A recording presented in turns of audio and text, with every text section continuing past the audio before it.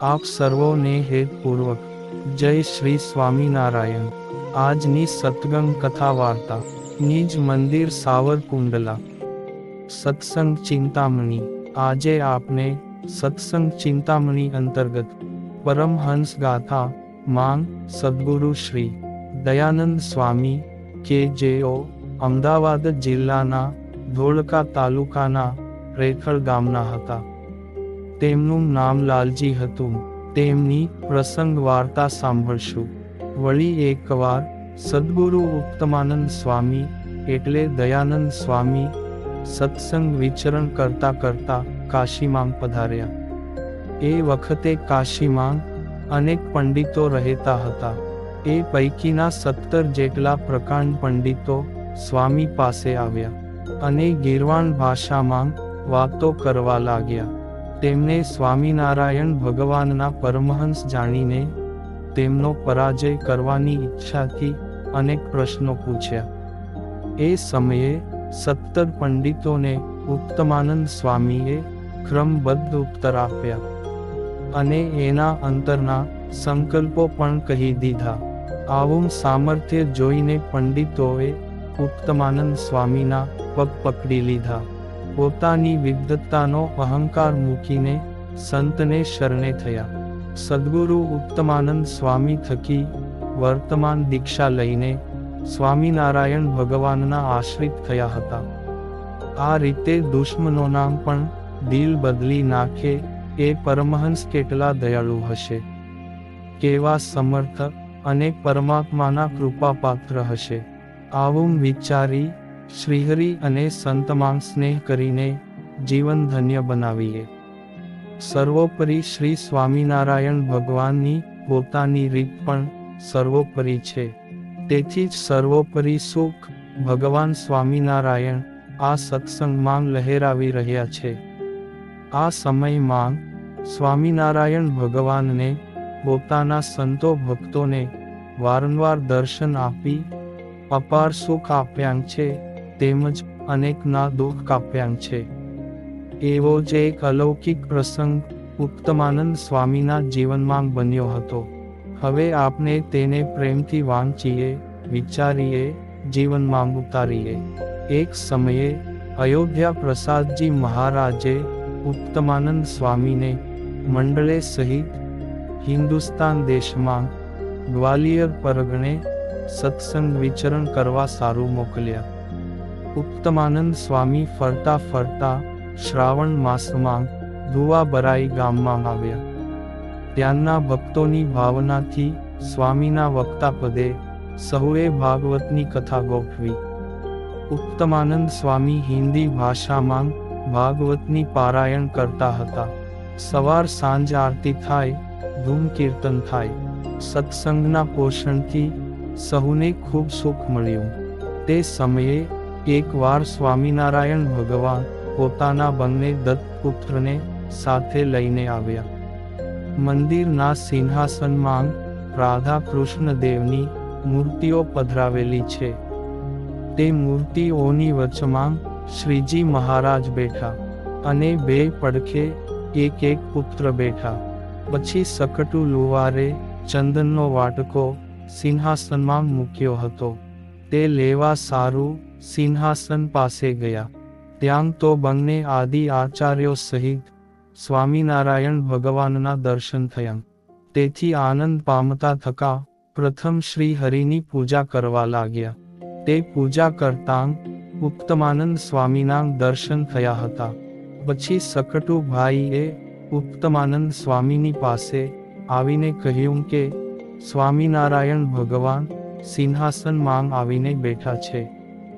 સ્વામીએ સાંભળ્યું પણ કાંઈ બોલ્યા નહીં। તેથી તેમને થયું કે ઉત્તમાનંદ સ્વામીએ મારું પૂરું સાંભળ્યું લાગતું નથી। પછી એમને એમ કથા પૂરી થઈ। જ્યારે પૂર્ણાહુતિનો દિવસ આવ્યો ત્યારે સ્વામીએ કહ્યું જે હે સકટુભાઈ, તમે કહેતા હતા તે વાત સાચી છે। કેમ જે તે સમયે સ્વામિનારાયણ ભગવાને કસુંબી વસ્ત્ર ધારણ કર્યા હતા, મસ્તક ઉપર ધોળી ટોપી પહેરી હતી અંગો અંગને વિશે ભારે ઘરેણાં ધાર્યાં હતાં. બંને આચાર્ય શ્રીએ શ્વેત વસ્ત્ર પહેર્યાં હતાં. તે બાજુમાં ઊભા હતા. એવી રીતની શોભાએ યુક્ત મને દર્શન આપ્યાં હતાં. તે સાંભળીને સખટુભાઈએ જાણ્યું જે આ વાત સ્વામી પણ જાણે છે અને તેમને તો નિત્ય ભગવાનના દર્શન થાય છે એમ જાણીને મહિમાપૂર્વક ઊભા થઈ દંડવત કરવા લાગ્યા અને પ્રેમથી ઉત્તમાનંદ સ્વામીને પગે લાગ્યા. તેમના અંતરનો આખો ભાવ બદલાઈ ગયો હતો. આમ હે વહાલા ભક્તો, જે કોઈ સાચા હૃદયથી ભગવાનની સેવા કરે છે, પૂજા કરે છે, હૈયાના હેતથી કથા વાર્તાનું શ્રવણ મનન અને નિધિધ્યાસ કરે છે, એવા ભક્તો સંતોને આજે પણ સ્વામિનારાયણ ભગવાન પ્રત્યક્ષ થઈને દિવ્ય દર્શન અને મહાસુખ આપે છે, વળી તેના સર્વે દુઃખ કાપે છે. સ્વામિનારાયણ ભગવાન આ રીતે પોતાના ભક્તના ભાવ પૂરા કરે છે. એવા દયાળુ સર્વોપરી સ્વામિનારાયણ ભગવાન આ સત્સંગમાં સદા પ્રગટ પ્રમાણ છે.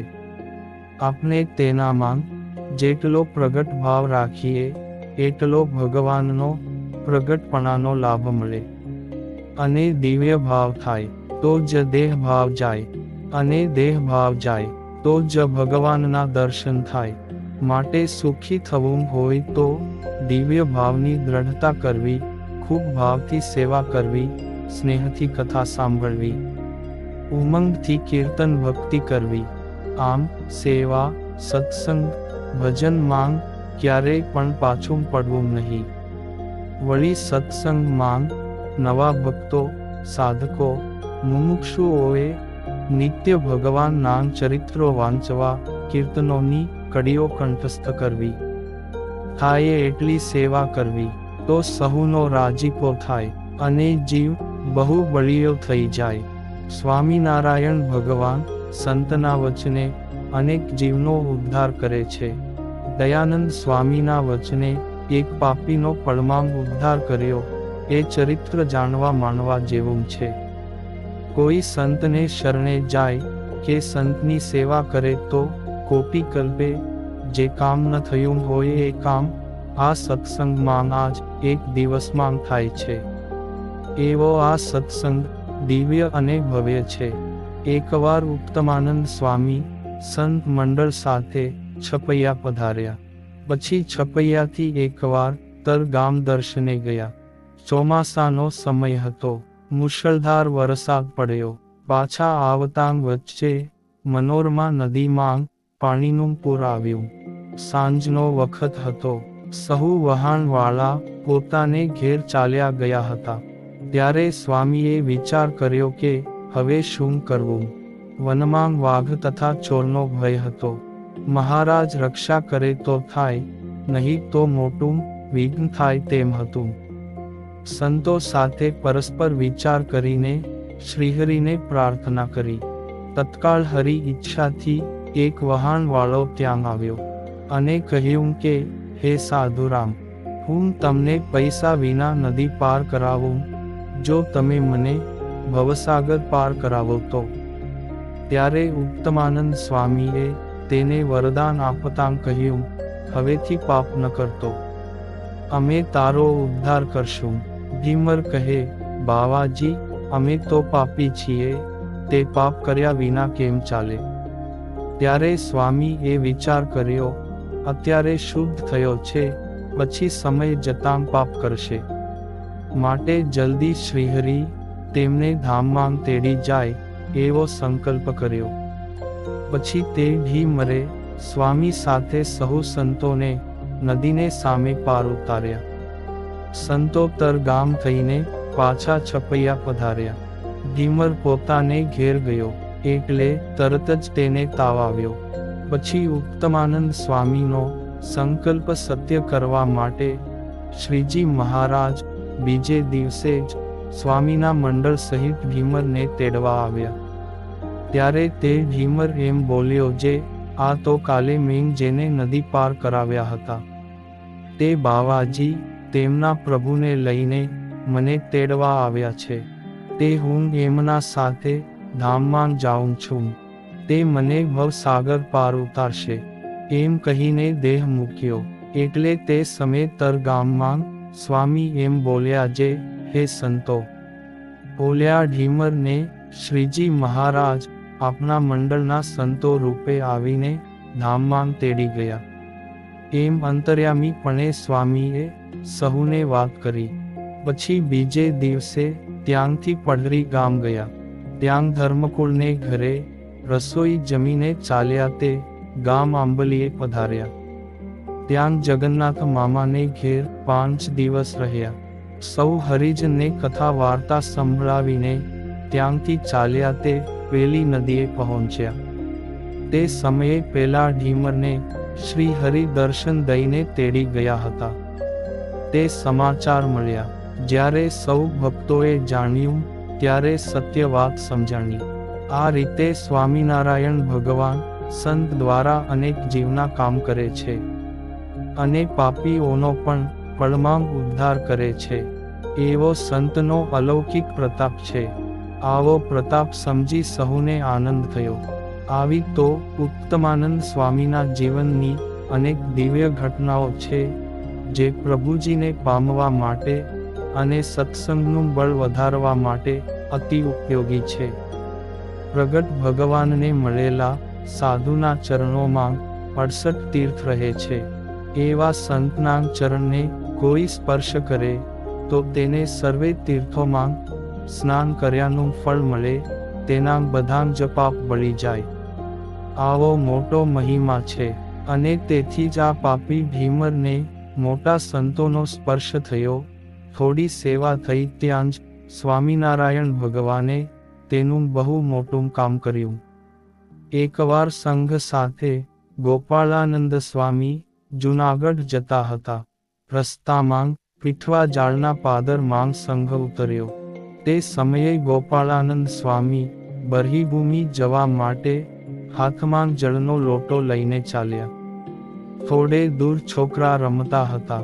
તેમાં એક માવજી દેસાઈ નામના બાળકને દિશાએ કઈ બાજુ જવાય તે જગ્યા પૂછી. બાળક માવજીએ સ્વામીને જગ્યા બતાવી. ત્યારે ગોપાળાનંદ સ્વામીએ રાજી થઈને કહ્યું, તે મને આ માર્ગ બતાવ્યો, અંતે હું તને અક્ષરધામનો માર્ગ બતાવીશ. પછી જ્યારે તેનો અંતકાળ આવ્યો ત્યારે ગોપાળાનંદ સ્વામી સ્વામિનારાયણ ભગવાનને સાથે લઈ તેને તેડવા આવ્યા હતા. અને તે માવજી દેસાઈ સૌને જય સ્વામિનારાયણ કહીને ધામમાં ગયો હતો. આવી આ સત્સંગની વાતો છે. ભગવાનના ધ્યાને કરીને તેમના સંતો પણ એવા સમર્થ થયા છે. અને હવે પછીના અધૂરા પ્રસંગની કથા વાર્તા આપને આગળના ભાગમાં સાંભળશું. અત્યારે આપ સર્વોને ભાવથી જય શ્રી સ્વામિનારાયણ.